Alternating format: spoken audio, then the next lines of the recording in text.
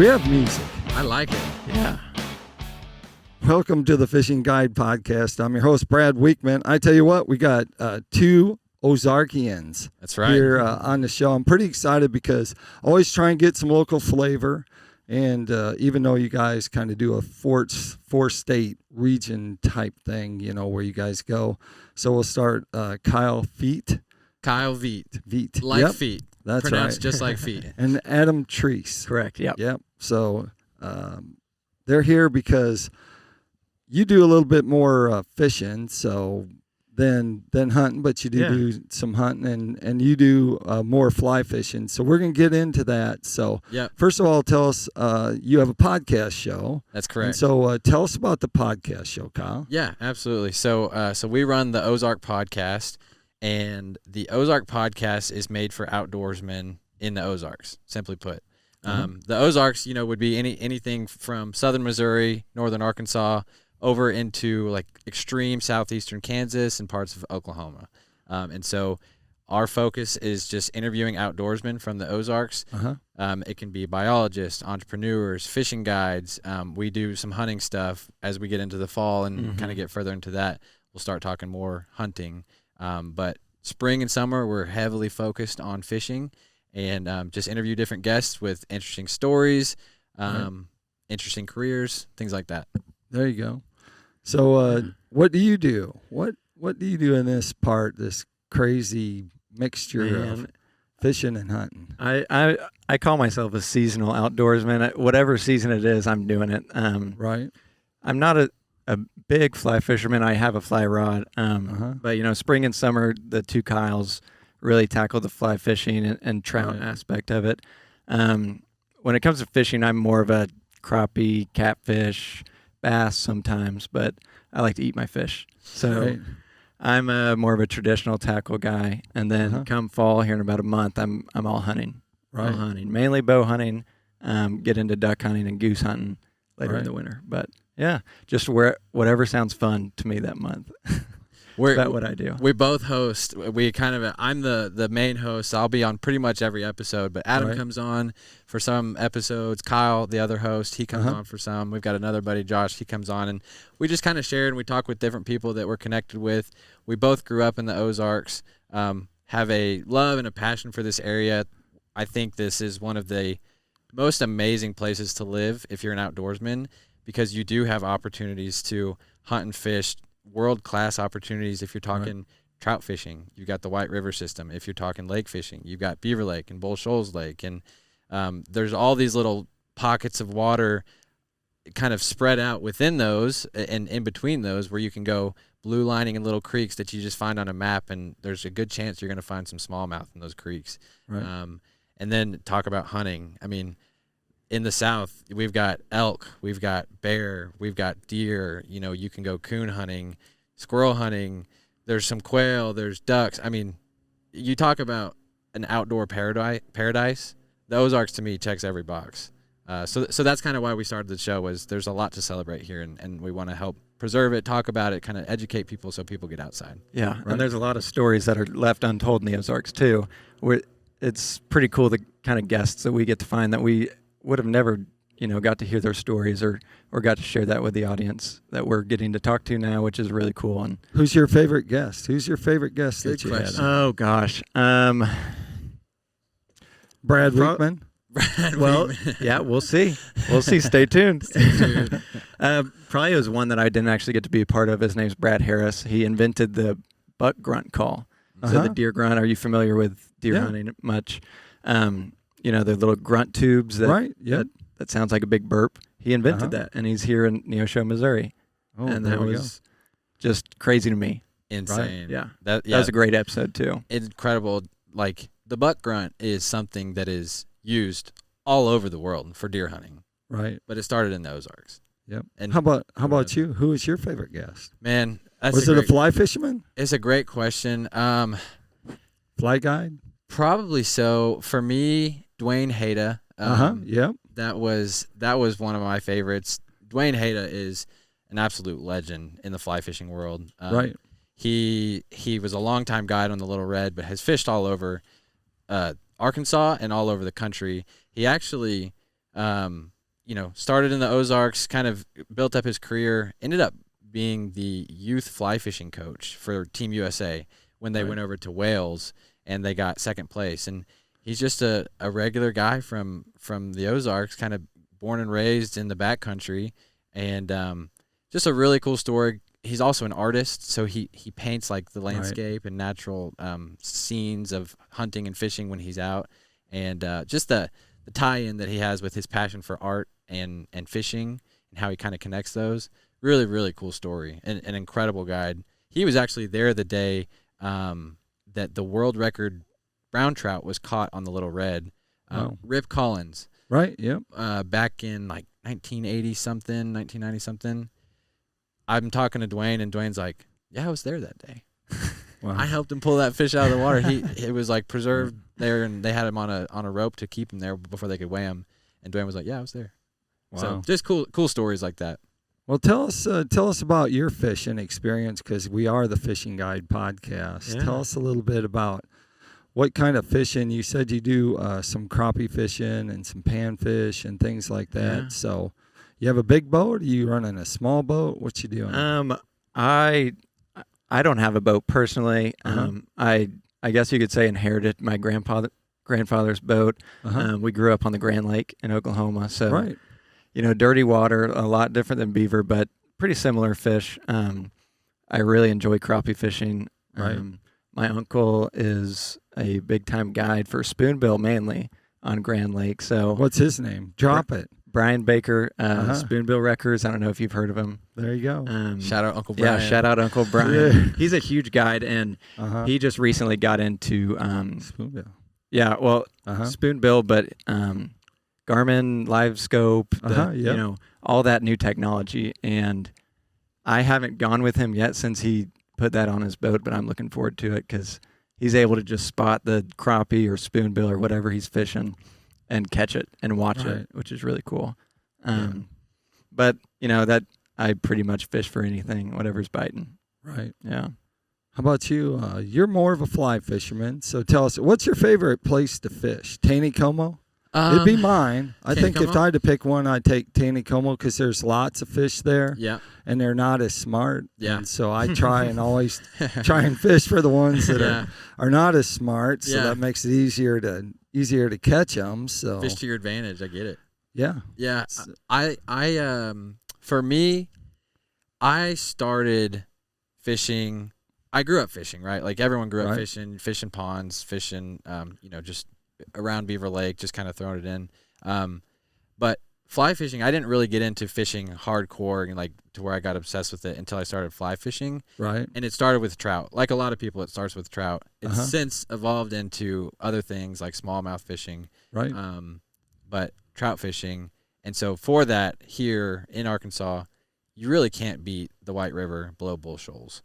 If I have a free day and I want to go fly fishing, I'm probably going to make the 2-hour trip over from Northwest Arkansas to Cotter. And so I'll go over there. And the what I like about the White River is you have such an opportunity to catch big fish.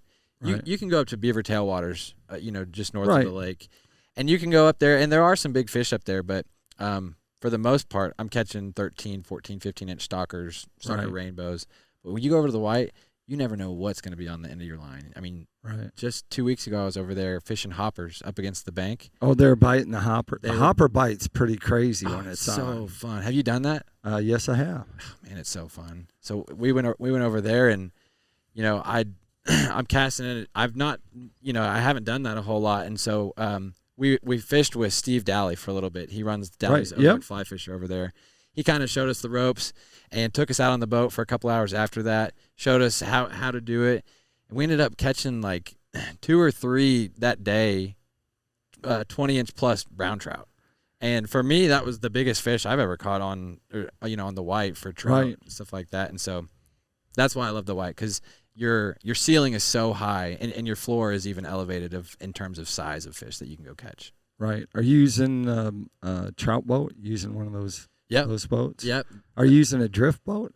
Are you using inflatable drift boat? Or are you using No, so we've got the classic, and it's not my boat. It's my buddy Kyle, the other host right. on the podcast, his grandpa lets us use his Supreme riverboat. Yeah. It's got a 30 horsepower jet on it. And we did put oars on it, so we do drift. Yeah. Yeah, and we do row, and that helps kind of position the boat and be in the right spot on the water and make sure you're lined up and all that.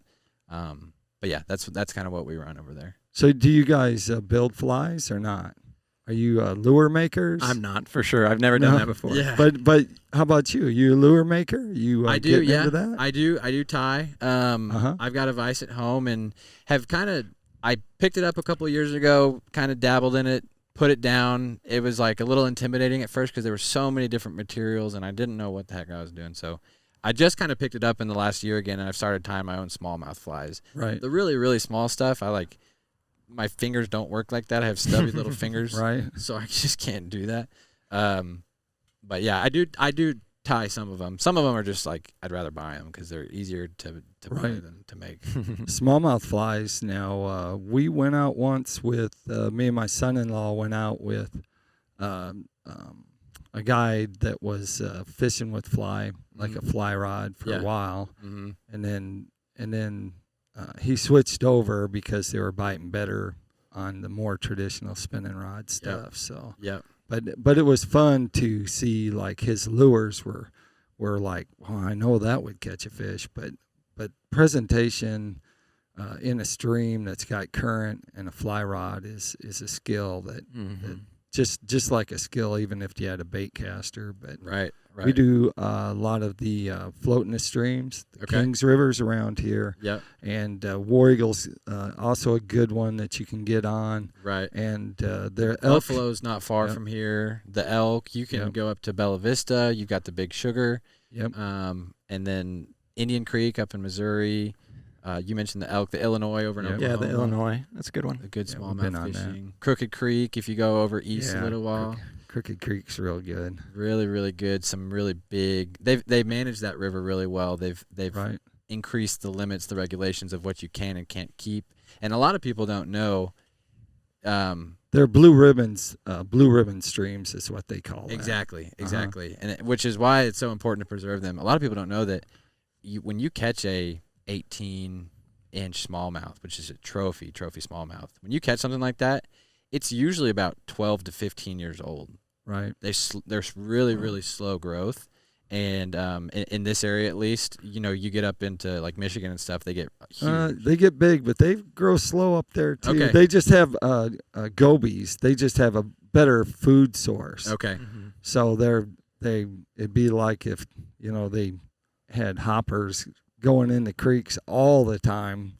That's what gobies are like. Gotcha. And so there's a big source of protein up there. Okay. And they basically, like the smallmouth up north, they only get to eat and reproduce for like 4 months out of the year, I always say, and they go full bore on it. Yeah, that they do. People are like pretty amazing. I've been up there. I've fished all the big lakes. I've fished Champlain. I've fished Mille Lacs. I've fished Mississippi up there. I've fished all those. But when you come down here, the experience of the Ozarks is the clear streams. Is usually that's what people talk about, is the clear streams and how there's fishing. You can go any kind of fishing, from crappie to catfish to stripers. So, walleye are actually they're getting better and better on beaver. Every year they're getting better and better. So, will it be as good as Bull Shoals? Probably not, because Bull Shoals isn't as close to a populated area. Right. So there's more people taking them out here than what there is at Bull Shoals. And Bull Shoals is 4 times the size of Beaver. So you put that in perspective. Is it that much bigger? Yes, I believe so. Oh, wow. I think it goes that Table Rock is twice as big as Beaver, and then Bull Shoals is twice as big as Table Rock, I believe. I didn't know that. So it's massive. That is a big lake, yeah. Yeah. Beaver's pretty stout lake itself. 45,000 square acres is what that runs out. Oh. So but I mean that's a big reservoir. So not surprising that you guys are trying to target that area and talk to people about smallmouth fishing. Right. Have you found? I mean, I had a couple guides. I've had guides on that fish the streams. Yeah. Around here, or they just guide for trout in where there's streams and for smallmouth, and then they also do trout too. Have you talked to any of those? Yeah, guys? Absolutely. So we had a couple weeks ago, we had Tad Four on the Ozark Podcast. He's a guide over in North Arkansas area. He primarily fishes Crooked Creek. Right. Excellent smallmouth fishing guide. I mean, if you want someone who knows his stuff, he's incredible. And we actually got to go fish Crooked Creek with him too that day after we recorded the podcast, which is a huge perk of doing the podcast is you actually get to go do some of this fun stuff. Yeah. And he's an excellent. He also does some trout stuff as well. But I mean, he opened the book for us and was like, "You want to go out this time of year when the water's doing this? This is what you're looking for. When you're fishing those small creeks, it's a lot like hunting. You're kind of targeting. You're sight fishing. You see that fish there. I want to catch that fish." And now I got to figure out how to do it without spooking it, casting, several feet ahead of it, stripping a crawdad back in front of it, or a minnow, depending on the time of year, what the water's doing. So very knowledgeable guy, really cool. Really cool. The thing about streams and the small rivers, and for right now anyway, the trout fishing is they're not using live scope. They're not using active targeting. They're not using basically live sonar. So it's still the reading the water, reading the seams, knowing where the eddies are and how they position themselves, and so where the push is in front of the shoals. There's all those things you read in the water before you even make your cast in that presentation. 100%. It's pretty cool. It's actually Adam kind of was one of the people who got me into smallmouth fishing like I'm into it. You took me out just one random time several years ago on Osage Creek. Yep. Are you familiar with Osage? Yep. In Northwest Arkansas. And we weren't even fly fishing. We just, and I don't exclusively fly fish, but we were just wet wading on a summer day, had the spin rod. Yeah, I'd love to do that. Really anywhere that you can find water, this time of year, I'd love to just go out and put some Crocs on and wade down a creek a couple miles and catch some fish. Yeah. We're throwing wacky rigs. You throw a lot of crawdads. Yeah, a lot of crawdads really for me. Anything that resembles a crawdad. Recently, I started using D2 jigs. I don't know if you know J.D. Dudley, but he hand ties them, and they're mainly for trout, marabou hair jigs. Right. So whenever I go trout fishing, I don't use fly rod, but I use traditional. And these long marabou hair jigs. I started using those in the creeks just because a little bit different, a little bit more of a challenge, and they eat them just as good. Anything brown for me, really. Right. And actually what's funny is going to ICAST and also on the journey I had last week all over Alabama, hair jigs are actually starting to really come back in popularity. Really? It's crazy how that is. And of course, one of our sponsors, PICO Lures, still has a bunny butt that's made with rabbit hair. Okay. And so it's made with that, and so it has really lifelike action to it. But it's funny how that cycles through. Right. Fishing lures really cycle through. Like someone comes out and they're like, "That's just a Zara spook kind of." But it's named something else. You know what I'm saying? With a little like, twist variation. Yeah. Maybe it has like some mean eyes or something like that. Yeah. And so we should have brought out, see who had the biggest lure. You should have. Like you could have brought your biggest lure, and I could have brought my biggest lure. I'm sure. So how big? I'm sure yours is how big's your biggest lure? Golly. How many inches? If I was gonna, the biggest one that I would throw would be like an articulated streamer, and I would fish it in the dead of winter on the White River when they're really pumping water. It's 7 inches. Yep. That's about as big as I would go. There you go. Mine probably, I know it's 10-inch swim bait. I do a lot of bass fishing and pond fishing. So big rubber paddle tails. I don't remember the brand, but it's a big one. Big one. I just got one that's 2.5 ounces. Big swim bait. Yeah. So I like that. Zell rolling. Do that out here? Yeah. Oh yeah. Really? Yeah. Or a glide bait, like an 8-inch glide bait. I've never got into it on the lake, but I know it's a whole nother beast to do that. It's having the right rod. Yeah. So you're ready to cast it, but it's interesting anyway. That takes us to tackle time. That's a good time to bring it up. That Tackle Time sponsored by PICO Lures. PICO Lures has a complete line of hard and soft baits. Catches everything from smallmouth, and you could go trout fishing with bunny butts or any of their smaller soft plastics. You go crappie fishing or walleye fishing. Right now, their crankbaits are actually, no pun intended, the hottest crankbait there is in the marketplace. We know that because we see the sales and we see all the people buying them, and we make a lot of trips down to Mississippi, and they're getting ready to have a big crank fest down on Grenada, which is full of 3-pound and even some 4-pound crappie. Nice. And so a lot of people are trolling our baits down there. So they have a deep diver and they also have a shallow diver. But you can check out all their products at PicoLures.com. If they wanted to check out you guys' podcast show, and you probably have you have YouTube too, where would they go? Yeah, absolutely. So you could look us up. We're on Apple Podcasts. We're on Spotify Podcasts as well. Just type in the Ozark Podcast. We've got a cool little logo. You'll be able to find us. All right. We're also on Instagram. We post a lot of our clips. We do record some of our videos, and we put the clips on our Instagram and also on our YouTube. So the Instagram is the Ozark Podcast, just plain and simple. And then the YouTube is actually, you'd find it under Inland Outdoors, INLAND. Okay. And we've got all of our stuff on there. All right. Sounds good. Well, I appreciate you guys coming in, talking about the Ozarks and what you do, bringing people in and getting to visit. It's always good to have another podcaster on the show. That's right. Yeah, definitely. Thank you for having us on. So that works out pretty good. Like I always like to end the show, make sure you keep your hook sharp and your lures in the water.